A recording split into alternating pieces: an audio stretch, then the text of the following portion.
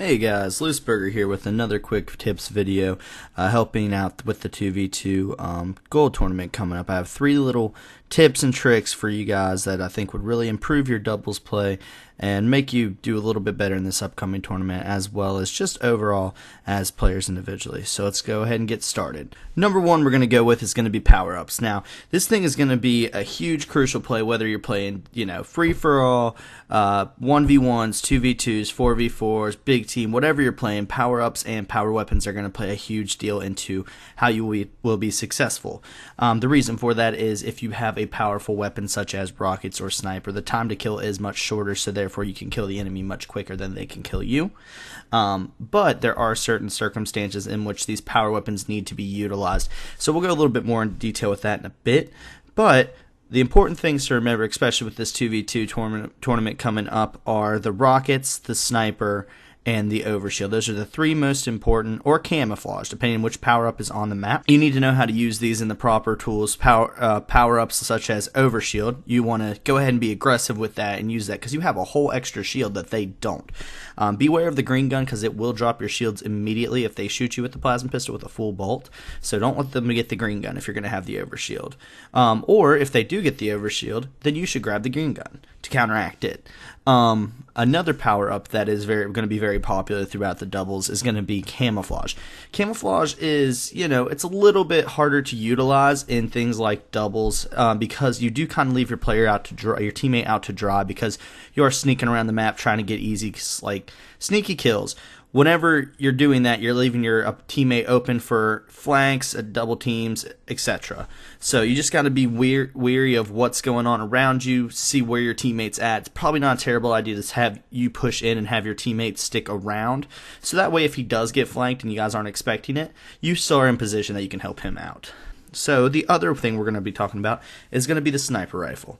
The sniper rifle is very important because it really is a one-shot kill. If you utilize it properly, it can be the best tool on the map without a doubt.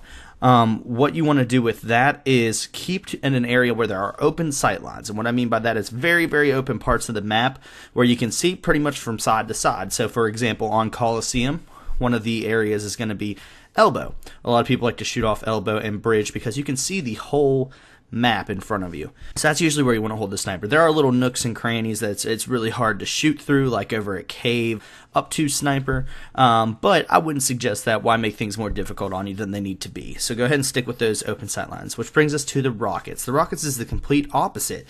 You want to be in an enclosed area, not necessarily the caves on Coliseum, an area with a lot of edges that you can utilize. So things like the sniper area on Coliseum, because there is multiple floors that you can shoot the ground on, walls all over the place, different platforms you can hit with those rockets, because whenever you shoot the rockets to somebody, you don't shoot for that person, you shoot for the areas around him, the surface areas next to him on the map. So that'll lead us right into number two, knowing positioning. Now you need to know when to push, where to push, how to push. Let's go ahead and stick with Coliseum as an example, because Coliseum is a pretty symmetrical map and easy to understand and visualize what's going on there. What you want to do with Coliseum is you want to know where not only your team is, but where the enemy team is. And this applies to all maps, not just Coliseum, but Coliseum is a good example, because what you can do is you can have one person with the sniper sit on red side or blue side, so that blocks the spawns on that side of the map if the enemy's going to spawn on the other, and you can have another teammate up on top mid. So you guys still have line of sight to see each other, to help each other out. You can retreat to one another, but you're also taking full advantage of having that sniper on an open plane where you know they're going to come from. So think about it as, they're going to spawn over. So let's say we're on blue side. We have my teammate is up on top catwalk, up on top mid.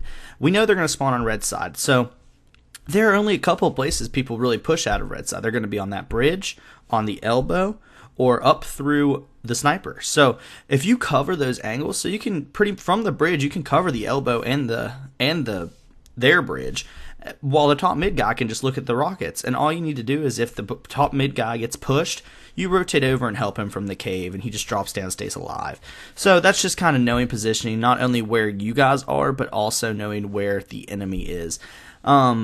So, just keep that in mind. If you set yourself up for success and know where they're going to come from, it's really easy to already have your scope ready to go, scoped in, looking at them. So as soon as they come around that turn, it's really easy. You just got to turn your gun a little bit and pop them right in the mouth.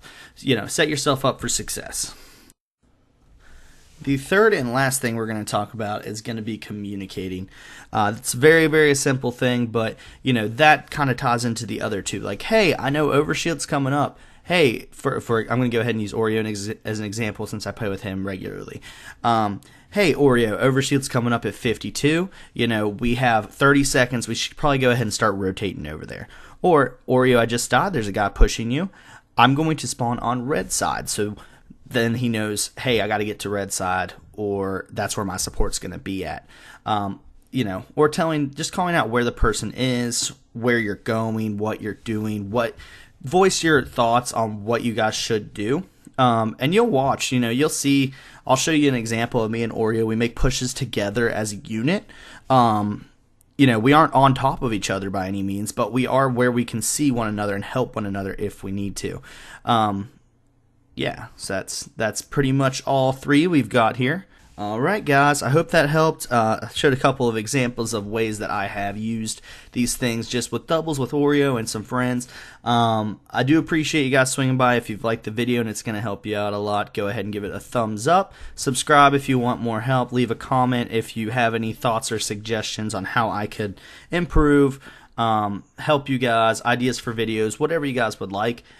So I do appreciate that. Go ahead and hit the subscribe. If you want, follow me on Twitter, Twitch. I'm also on Xbox, obviously. Hit me up on Loose Burger.